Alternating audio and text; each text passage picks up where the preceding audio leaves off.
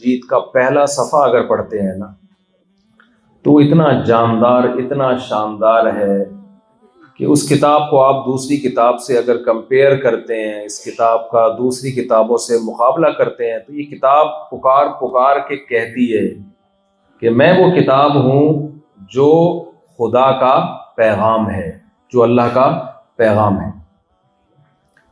تو اس میں اللہ نے ہمیں جو تعارف کروایا، الرحمن بڑا مہربان، الرحیم نہایت رحم کرنے والا، جس کی تفسیر حدیث میں آتی ہے سبقت رحمتی غضبی، کہ اللہ نے کیا فرمایا کہ میری رحمت میرے غصے پر غالب رہے گی، اور اس کا ہم دن رات دیکھتے بھی ہیں۔ نبی صلی اللہ علیہ وسلم نے فرمایا اللہ تعالیٰ نے اپنی رحمت کے 100 حصے کیے، 100 حصے، جن میں 99 آخرت میں اپنے پاس رکھے، اور صرف ایک حصہ اللہ نے بانٹا ہے لوگوں میں۔ جس ایک حصے کا تم اثر دیکھتے ہو کہ اونٹنی کا بچہ جب دودھ پینا چاہتا ہے تو وہ اونٹنی اپنے پاؤں کو پھیلا دیتی ہے تاکہ وہ بچہ دودھ پی سکے، یعنی ماں کے دل میں جو اللہ نے، جانوروں کی ماؤں کے دل میں بھی جو شفقت رکھی ہے اللہ تعالیٰ نے، یہ اس ایک حصے رحمت کا اثر ہے۔ تو میں عرض کر رہا تھا کہ یہ تو میرا خیال ہے کلیئر ہو جانا چاہیے ہمیں کہ ہمارے پاس اسلام کے علاوہ کوئی آپشن نہیں ہے۔ یہ تمہید میں نے اتنی لمبی اس لیے باندھی ہے تاکہ اب میں جو اسلام کے احکام آپ کو بتاؤں گا نا، وہ ہم دل و جان سے اپنی زندگی میں لے کر آئیں، اس میں ہمیں کوئی کنفیوژن نہ ہو، کیونکہ اسلام پہ چلنے میں بظاہر ہمیں دنیا میں کچھ بھی نہیں ملتا، اور انسان کی یہ فطرت ہے کہ جب اسے فوری رزلٹ نہ مل رہا ہو تو وہ ایسا کام کرنے کی طرف اس کی طبیعت مائل نہیں ہوتی۔ وہ کہتا ہے مجھے کسی چیز کا فوری رزلٹ ملے گا تو میں کروں گا، نہیں ملے گا تو میں نہیں کروں گا۔ اب جنت دنیا میں تھوڑی ملتی ہے، وہ کب ملے گی؟ تو آخرت میں ملے گی۔ اب آپ حوروں کے فضائل سناؤ لوگوں کے سامنے، حوریں ایسی، لوگ کہتے ہیں مارکیٹ میں لاؤ یار کوئی ایک آدھ حور، کیا خیال ہے مرنے کے بعد ملے گی تو یار وہ بہت لمبا عرصہ ہے، پتہ نہیں ملے گی کہ نہیں ملے گی، ہے بھائی۔ مارکیٹ میں جس قسم کی حوریں اویلیبل ہیں، لوگ کہتے ہیں فی الحال اسی پہ ٹرائی کرو، لوگ کہتے ہیں فی الحال اسی پہ ٹرائی، اور ان حوروں کی خاطر جو اوریجنل حوریں ہیں ان سے محروم ہو جاتے ہیں۔ تو اسی وجہ سے نبی صلی اللہ علیہ وسلم نے، قرآن نے ایمان بنانے پر بڑی محنت کی ہے کہ تمہیں یقین آ جائے کہ جس خدا کو تم دیکھتے نہیں ہو پھر بھی وہ ہے۔ اِنَّ فِي خَلْقِ السَّمَاوَاتِ وَالْأَرْضِ لَآيَاتٍ لِأُولِي الْأَلْبَابِ الَّذِينَ يَذْكُرُونَ اللَّهَ قِيَامًا وَقُعُودًا وَعَلَى جُنُوبِهِمْ۔ قرآن کہتا ہے زمین اور آسمان کی پیدائش میں، دن رات کے آنے جانے میں، واختلاف اللیل والنہار، ان میں بڑی بڑی نشانیاں ہیں، علامتیں اللہ کے وجود کی۔ تو بھائی ہمارے پاس اللہ کو نہ ماننے کا آپشن نہیں ہے۔ پھر اللہ نے جو بندوں سے رابطہ رکھا ہے، اس رابطے کو نہ ماننے کا بھی آپشن نہیں ہے۔ ایسا خدا ہو نہیں سکتا جس نے انسان کو پیدا کیا اور اس سے کوئی لنک ہی نہیں ہے، اور وہ رابطہ پیغمبر محمد صلی اللہ علیہ وسلم کی شکل میں اور قرآن کی شکل میں ہوا ہے۔ یہ مانے بغیر بھی ہمارے پاس کوئی چارہ ہے نہیں، یہ ماننا پڑے گا آپ کو۔ اب ہمارے پاس آپشن ہے قرآن کا، الحمد سے لے کے والناس تک اللہ نے اس کو محفوظ کیا، اور ایسا محفوظ کیا، دیکھو کتنا اختلاف ہے مذہبی اسکالرز میں، وہ کیا کہتا ہے، وہ کیا کہتا ہے، لیکن قرآن کیا ہے، یہ کتنی مثبت چیز ہے نا، جو اصل بیس ہے وہ کیا ہے، اللہ نے اس کو نہیں تبدیل ہونے دیا۔ اللہ نے کہا کہ وہ میرے کنٹرول میں ہے، میں اس کو تبدیل نہیں ہونے دوں گا۔ اس کی کیسی حفاظت کا اللہ نے انتظام کیا۔ تو اب دیکھو قرآن کے جو احکام ہیں نا، بس بات کو میں سمیٹ کے ختم کرتا ہوں، اب زیادہ لمبی بات نہیں کرتا۔ قرآن کے احکام 2 قسم کے ہیں۔ کتنی قسم کے ہیں؟ 2 قسم کے۔ میں آیتیں پڑھ لیتا ہوں تاکہ آپ کو لگے کہ میں اپنی بات نہیں کر رہا، میں کس کی بات کر رہا ہوں؟ اللہ کی بات، جو قرآن کہہ رہا ہے۔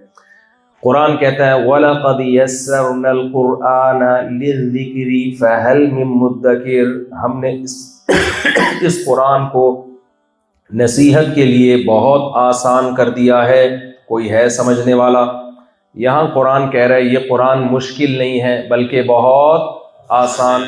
دوسری طرف قرآن کہہ رہا ہے وَأَنزَلْنَا إِلَيْكَ الذِّكْرَ لِتُبَيِّنَ لِلنَّاسِ مَا نُزِّلَ إِلَيْهِمْ، اے نبی ہم نے آپ پہ قرآن کو نازل کیا لِتُبَيِّنَ لِلنَّاسِ، آپ لوگوں کے سامنے اس کو ایکسپلین کریں گے کیا مطلب کچھ مشکل ہے نا اس میں، تبھی تو ایکسپلین کون کرے گا؟ اب آپ لوگ جملہ، جب میں جملہ سینٹنس ادھورا چھوڑا کروں اس لیے نہیں چھوڑتا کہ مجھے آگے آ نہیں رہا ہوتا، میں اس لیے چھوڑتا ہوں کہ دیکھنے کے لیے آپ کی توجہ بھی میری طرف ہے، آپ سمجھتے ہیں کہ شاید آگے بھول گئے، تو وہ میں ادھورا اس لیے چھوڑتا ہوں تاکہ اگلا جملہ کون کمپلیٹ کرے؟ آپ کریں، تاکہ مجھے لگے آپ بیدار ہیں، میرے ساتھ شریک ہیں۔ تو لِتُبَيِّنَ لِلنَّاسِ، اللہ کہتے ہیں آپ اے نبی آپ اس کو ایکسپلین کریں گے۔ اس کا مطلب کچھ مشکل ہے نا کہ ایکسپلینیشن کس کی طرف سے ہو رہی ہے، ورنہ نبی کو ایکسپلین کرنے کی کیا ضرورت تھی؟ لیکن قرآن کہہ رہے ہیں وہ ایکسپلینیشن بھی کافی نہیں ہوگی، وَلَعَلَّهُمْ يَتَفَكَّرُونَ، اور پھر یہ تفکر کریں گے۔ ایک ہے فکر، ایک ہے تفکر۔ فکر کا معنی غور کرنا، تفکر کا معنی بہت زیادہ گہرائی میں، ڈیپتھ میں جا کے غور و فکر کرنا۔ اس سے پتہ چل رہا ہے بھائی یہ تو بہت مشکل کتاب ہے، یہ سمجھ میں آنے والی نہیں ہے، اس کے لیے تو حدیث کا سہارا بھی لینا پڑے گا۔ پھر حدیث بھی کافی نہیں ہے، بلکہ قرآن اور حدیث میں کچھ ماہرین ہوں گے جو ڈیپتھ میں جا کے غور و فکر کریں گے۔ سمجھتے ہیں کہ نہیں سمجھتے؟ اور غور و فکر کرنے کے لیے جس کتاب میں غور و فکر ہو رہا ہے، حدیث میں بھی غور کریں گے، کتاب میں، حدیث میں اس قرآن کی ایکسپلینیشن ہوگی۔ قرآن کہہ رہا ہے اس قرآن میں اور اس حدیث کی جو ایکسپلینیشن کو سامنے رکھ کر غور و فکر ہوگا نا، تو ظاہر ہے غور و فکر وہ لوگ کریں گے جن کو پورا قرآن اور ساری حدیثیں آتی ہوں گی، یا وہ غور و فکر کریں گے جن کو آتا ہی نہیں ہوگا؟ بھائی غور و فکر کرنے کے لیے جس ٹاپک پر غور و فکر ہو رہا ہے اس ٹاپک کا پتہ تو ہونا اگلے کو۔ کبھی آپ نے کسی ایسے شخص کو غور و فکر کے لیے بلایا کہ جس کو اس موضوع کا ہی نہ پتا ہو؟ تو اس لیے اس میں غور و فکر کریں گے۔ کون لوگ غور و فکر؟ اس کے لیے علماء نے ایک ٹرم ایجاد کی ہے، وہ ٹرم کیا ہے؟ فقہا۔ اس کو کیا کہا جاتا ہے؟ یہ لفظ اس لیے ایجاد کیا کہ علماء کی دو قسمیں، عالم تو ہوگا جو غور و فکر کرے گا، غیر عالم غور و فکر نہیں کر سکتا۔ ہر آیت کی بات نہیں کر رہا، دو طرح کی آیتیں ہیں نا بھائی، بھول گئے آپ لوگ، دوبارہ بتاتا ہوں۔ قرآن کہہ رہے یہ بہت آسان ہے، یہ کتاب تو بہت آسان ہے، تو اتنی ڈیپتھ میں جا کے کوئی ضرورت ہی نہیں رہی نا غور کرنے کی، نہ علماء کے سہارے کی ضرورت رہی۔ لیکن قرآن کہہ رہا ہے یہ بہت مشکل ہے، نبی ایکسپلین کریں گے اور وہ بھی کافی نہیں ہوگی، ڈیپتھ میں جا کے کچھ ماہرین ہوں گے جو غور و فکر کریں گے۔ تو اس سے پتہ چلتا ہے بھائی یہ دو الگ الگ ٹاپک سے متعلق آیات ہیں، اور یہ خود قرآن ہی میں اس کا تذکرہ ہے۔ ایک آیتیں ایسی ہیں وَلَقَدْ يَسَّرْنَا الْقُرْآنَ لِلذِّكْرِ، آج نا دو انتہائیں ہیں مذہبی اسکالرس کی۔ ایک تو یہ کہتے ہیں بھائی کوئی ضرورت ہی نہیں ہے کسی سے سمجھنے کی، خود قرآن پڑھو اور خود سمجھو، اور پھر انہوں نے اپنے اپنے ادارے قائم کیے میں، اور جو جس کی سمجھ میں آتا ہے۔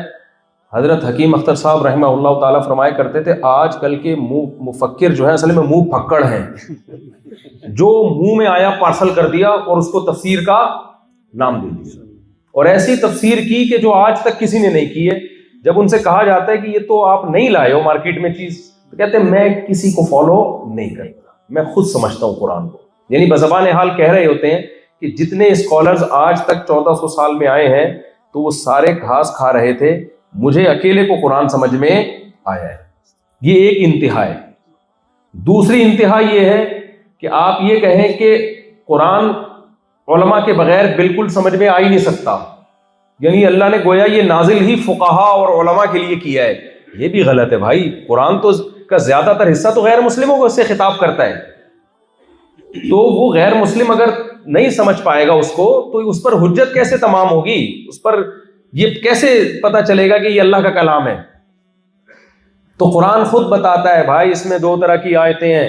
ایک آیتیں وہ ہیں وَلَقَدْ يَسَّرْنَا الْقُرْآنَ لِلذِّكْرِ، اللہ کہتے ہیں نصیحت کے لیے ہم نے اس قرآن کو بہت آسان کر دیا ہے، یہ حصہ سمجھنے کے لیے آپ کو علماء کی ضرورت نہیں ہے۔ تو قرآن کے دو حصے ہیں، ایک کا تعلق ہے نصیحت سے، نصیحت کی باتیں، اور ایک کا تعلق ہے گہرے فقہی مسائل سے۔ تو گہرے اور فقہی مسائل جو ہیں، فقہی مسائل ایک ٹرم ہے۔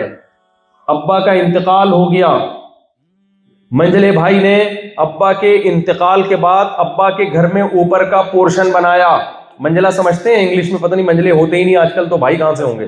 ایک ہی بچہ ہوتا ہے یا دو ہوتے ہیں ٹوٹل ملا کے، منجلہ تو لفظ ہی ختم ہو گیا ڈکشنری سے۔ بچے اتنے مارکیٹ سے کیا ہو گئے؟ شارٹ ہو گئے. تو پہلے زمانے میں بڑے بھائی جان ہوا کرتے تھے, چھوٹے بھیا ہوا کرتے تھے, بڑی ہمشیرہ صاحبہ ہوتی تھی, منجلی ہمشیرہ ہوتی تھی, چھوٹی بہن. آج کل وہ سارا مارکیٹ سے سیٹ اپ کیا ہو گیا؟ ختم. تو اس لیے میں تو نیچر کی دعوت دیتا ہوں بھائی, یہ نیچرل نہیں ہے یار. انسان, اسلام دین فطرت ہے, ہمیشہ سے شادیاں بھی ہوتی ہیں, بچے بھی ہوتے ہیں. یہ کیا تم لوگوں نے شروع کر دیا ایک بچہ ایک بچی؟ یہ تھوڑی ہوتا ہے. بچے ہوں, بہویں ہوں, داماد ہوں, پوتے ہوں, جو ہمیشہ سے ہوتا رہے. فطرت سے بغاوت کرو گے کبھی بھی سکون نہیں ملے گا. تو پیچیدہ مسائل ہے نا. اب آپ کے پاس مسئلہ آیا کہ جی ابا کا انتقال 1980 میں ہوا تھا, تو اب کراچی میں تو پوچھنے کی ضرورت نہیں ہے کیوں انتقال ہوا تھا. تو 80 میں انتقال ہوا تھا, پھر منجلے بھائی نے اوپر کا پورشن بنایا, پھر جو بڑا بھائی تھا اس نے کیا کیا, اس میں ٹائلیں لگا دیں, ایک نے واش روم بنایا. اب بتائیں وراثت کی تقسیم کیسے ہوگی؟ تو یہ نہیں ہے کہ آپ نے الحمد سے لے کے والناس تک پڑھا ایسے ہوگی. یہ نہیں سمجھ میں آئے گا قرآن سے, آپ براہ راست سمجھ میں نہیں آئے گا. اس کے لیے آپ کو حدیث کا سہارا لینا پڑے گا, پھر بھی سمجھ میں نہیں آئے گا. پھر آپ کو علماء اور فقہا کا, علماء بھی نہیں فقہا. فقہا کسے کہتے ہیں؟ وہ عالم. دیکھو عالم کا مطلب جس کو قرآن و حدیث آتا ہے, یعنی حدیثیں بھی یاد ہیں اور قرآن بھی یاد ہے. فقیہ کہتے ہیں جس کے علم میں اللہ نے یہ گہرائی دی ہو, اس کو اللہ نے ایسی ذہانت دی ہو کہ وہ اس کی ڈیپتھ میں جا کے, جیسے حدیث میں آتا ہے بلغوا عنی ولو آیا, ایک سینٹنس بھی مجھ سے سنا کرو نا تو آگے پہنچا دیا کرو. آگے نبی نے فرمایا رب حامل فقہ غیر فقیہ, بہت سے لوگ علم کی بات جانتے ہیں سمجھتے نہیں ہیں. جی ہاں کیا ہوا؟ دوسرا مائک جو لگا تھا وہ نہیں ہے, وہ کہاں گیا؟ وہ یہیں تو رکھا ہوا تھا, تو ان کی ذمہ داری تھی نا وہ مجھے دیتے. یہ غلطی ہوئی, کوئی بات نہیں, مرنے سے پہلے توبہ کر لیں گے, ہو جائے گا. ابھی بیان میں گائے اس آپشن کا ہم لوگ بہت فائدہ اٹھاتے ہیں. تو ہاں, تو حدیث میں آتا ہے رب حامل فقہ غیر فقیہ, بہت سے لوگ علم کی بات جانتے ہیں سمجھتے نہیں ہیں. اللہ نے بعض لوگوں کو اتنی ذہانت دی ہوتی ہے وہ بات کا مطلب سمجھ جاتے ہیں. اس کی میں ایک مثال دیتا ہوں. صحابہ میں ایسے بہت سارے مسائل تھے جو صحابہ میں اختلاف ہوا, تو جب فقہا سے, اس دور کے فقہا سے رابطہ کیا تو انہوں نے اس کا جواب دیا. عبداللہ ابن مسعود رضی اللہ تعالیٰ عنہ بہت فقیہ صحابی تھے. ان کے پاس ایک مسئلہ آیا. مسئلہ کیا آیا کہ جی ایک شخص کا نکاح ہوا اور رخصتی سے پہلے اس شخص کا انتقال ہو گیا, یعنی بیگم کی بھی رخصتی نہیں ہوئی اور انا للہ ہو گیا. حالانکہ بعد میں ہونا چاہیے تھا, لیکن بہرحال پہلے ہو گیا. بعد میں تو سمجھ میں آتا ہے ابھی کیسے ہو گیا, لیکن بہرحال اللہ کی مرضی. بعض چیزوں کے اسباب ہمیں معلوم نہیں ہوتے, لیکن پھر بھی کچھ ہوتے ہیں, وہ ہو جاتا ہے کام. وہ میں نے ایک چٹکلا سناتا ہوں نا کہ خاتون اپنے شوہر کا خواتین سے پیش کی معذرت, میں ان خواتین کی بات کر رہا ہوں جو بیان نہیں سن رہی. ایک خاتون اپنے شوہر کا سر دبا رہی تھی اور کہہ رہی تھی کہ کیا شادی سے پہلے بھی آپ کا کوئی سر دباتا تھا؟ اس نے کہا پہلے درد ہوتا ہی نہیں. یہ سارے مسائل کب شروع ہوتے ہیں؟ یہ سارے شادی کے بعد کے مسائل. تو عبداللہ ابن مسعود رضی اللہ تعالیٰ عنہ کے پاس ایک کیس آیا. کیس کیا آیا کہ بھائی ایک شخص کا انتقال ہو گیا رخصتی سے پہلے. اب قرآن میں ہمیں کیا ملتا ہے؟ رخصتی کے بعد اگر انتقال ہوا تو پورا مہر دینا پڑے گا. رخصتی کے بعد رخصتی کے بعد اگر کسی انتقال ہو گیا یا طلاق ہو گئی تو پورا مہر دینا پڑے گا. انتقال ہو گیا رخصتی کے بعد تو پوری وراثت بھی جو بیوی کی بنتی ہے وہ بھی دینی پڑے گی. رخصتی سے پہلے طلاق ہو جائے تو اس کو بھی قرآن نے بیان کیا کہ اگر ڈیورس دے دی رخصتی سے پہلے تو وراثت تو ویسے ہی نہیں ہے کیونکہ ڈیورس ہو گئی, لیکن مہر آدھا دینا پڑے گا, پورا مہر نہیں دینا پڑے گا. اور عورت پر عدت بھی لازم نہیں ہے. اب سوال پیدا ہوتا ہے رخصتی سے پہلے ڈیتھ ہو گئی تو کیا ہوگا؟ یہ قرآن میں وضاحت سے نہیں ہے. اب اگر دیکھیں کہ رخصتی نہیں ہوئی ہے, اس پہلو کو آپ اگر سامنے رکھو تو بھائی مہر آدھا ہونا چاہیے اور وراثت بھی نہیں ہونی چاہیے اور عدت بھی نہیں ہونی چاہیے عورت کے اوپر. لیکن اگر آپ اس پہلو کو دیکھو کہ ڈیورس تھوڑی ہے تو سب کچھ ہونا چاہیے. پھر عبداللہ ابن مسعود رضی اللہ تعالیٰ عنہ کے پاس یہ مسئلہ آیا, آپ نے فرمایا میں غور و فکر کروں گا, اجتہاد کروں گا, بعد میں جواب دوں گا. غور و فکر کر کے آئے اور پھر انہوں نے مسئلہ بتایا کہ عورت پر عدت بھی لازم ہے, مہر بھی شوہر کی وراثت سے عورت کو پورا دیا جائے گا اور وراثت بھی پوری ملے گی. یہ کیوں اجتہاد کیا انہوں نے؟ ان کی رائے یہ تھی, یہ دماغ اللہ نے ہر ایک کو نہیں دیا ہوتا. ہر آدمی اسکالر بن کے قرآن و سنت کی تشریح کر رہا ہے. بھائی پہلے اپنی کھوپڑی تو چیک کرواؤ کسی سے, کسی ماہر سے جس کو قرآن و سنت آتا ہو. تھرمامیٹر سے بخار کا پتہ چلتا ہے کہ ہے یا نہیں ہے. ویسے ماتا تو دھوپ سے بھی بعض دفعہ گرم ہو جاتا ہے انسان کا. ہر چیز کا ایک معیار ہے. لوگ کہہ رہے ہوتے ہیں ہمیں یہ اسکالر بہت اچھا لگتا ہے. بھائی آپ کے پاس چونکہ علم ہے ہی نہیں تو آپ کے اچھے لگنے کا کوئی اعتبار ہے نہیں. کہ علماء سے پوچھو کہ یہ ٹھیک ہے یا نہیں ہے. تو اب کیا مسئلہ ہوا, انہوں نے بتایا جو علماء نے اس کی لاجک پیش کی ہے نا, وہ یہ ہے کہ جب شوہر کی رخصتی سے پہلے ڈیتھ ہو گئی نا, اس کو طلاق پر قیاس نہیں کیا جا سکتا. طلاق کا مطلب ہوتا ہے جب نکاح ہوتا ہے نا ہمیشہ کے لیے ہوتا ہے, تھوڑے دنوں کے لیے نہیں ہوتا. نکاح کا مطلب ہوتا ہے بھائی مریں گے جیئیں گے ساتھ. اب وہ اللہ کسی کو اٹھا لے تو وہ اللہ کی مرضی ہے نا. تو موت کا مطلب یہ ہوتا ہے کہ یہ نکاح اپنے اینڈ تک پہنچائے, انجام تک پہنچائے. طلاق کا مطلب ہوتا ہے انجام تک پہنچنے سے پہلے اس سلسلے کو, رابطے کو ختم کر دینا. تو موت کسی کی 100 سال کے بعد بھی ہو سکتی ہے, نکاح کے فوراً بعد بھی ہو سکتی ہے. 100 سال کے بعد ہو تو بھی یہ نکاح اپنے منطقی انجام تک پہنچائے, اور نکاح ہوتے ہی ہو جائے تو بھی یہ نکاح اپنا ٹائم پورا کر کے ختم ہوا ہے. تو جب کوئی چیز اپنے انتہا تک پہنچتی ہے تو اپنے تمام لوازمات کے ساتھ پہنچتی ہے, تو اس کو طلاق پر قیاس نہیں کیا جا سکتا. طلاق کا مطلب ہے کہ اینڈ تک پہنچنے سے پہلے ہی اس سیٹ اپ کو آپ نے کیا کر دیا, ختم کر دیا. اب یہ کھوپڑی, یہ کیا اللہ نے ہر ایک کو دی ہے اتنی ڈیپتھ میں جا کے غور کرنا؟ تو قرآن مجید کے 2 طرح کے حکام ہیں. ایک بہت واضح جن کے بارے میں قرآن کہتا ہے ان کا تعلق ہے واعظ اور نصیحت سے. دوسرے بہت مشکل جن کو فقہی احکام کہا جاتا ہے. تو فقہی احکام جو ہیں, جو میں نے وراثت کے, طلاق کے کچھ احکام تو بہت واضح اللہ نے بیان کر دیے. کچھ پیچیدہ ہے, کنایا میں طلاق دے رہا ہے, کوئی فارغ کا لفظ استعمال کر رہا ہے, کوئی آزاد کا لفظ استعمال کر رہا ہے, کوئی یعنی لوگ فتویٰ لیتے ہیں نا پھر علماء سے. تو وہ علماء جن کو, جو عالم نہیں ہے بلکہ اللہ نے ان کو فقاہت عطا کی ہے, اس لیے ان علماء کو فقیہ کہا جاتا ہے. تبھی حدیث میں بھی ان کے لیے فقہ کا لفظ استعمال ہوا. رب حامل فقہ غیر فقیہ, فرمایا بہت سے لوگ علم کی بات جانتے ہیں غیر فقیہ, سمجھتے نہیں ہیں. تو نبی صلی اللہ علیہ وسلم نے اس امت کے علماء کو 2 حصوں میں ڈیوائیڈ کیا, ایک فقیہ اور ایک غیر فقیہ. اور فقیہ کی جمع آتی ہے فقہا. سمجھتے ہیں کہ نہیں سمجھتے؟ تو ہمیں مسائل کس سے پوچھنے ہیں؟ شرعی مسائل فقہا سے پوچھنے ہیں. کچھ چیزیں قرآن نے واضح ایکسپلین کر دی, ان میں کسی سے پوچھنے کی ضرورت بولو نہیں ہے.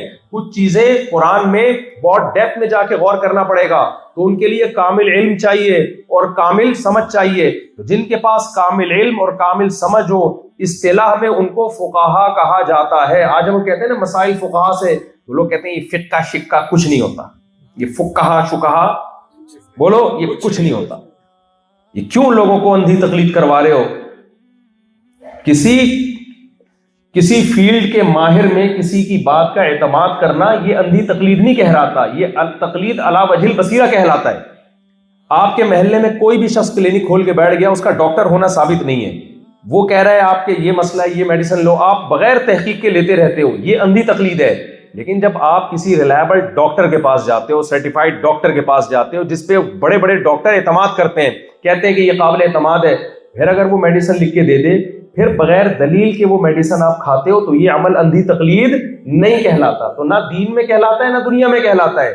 میں سمجھا پا رہا ہوں اپنی بات؟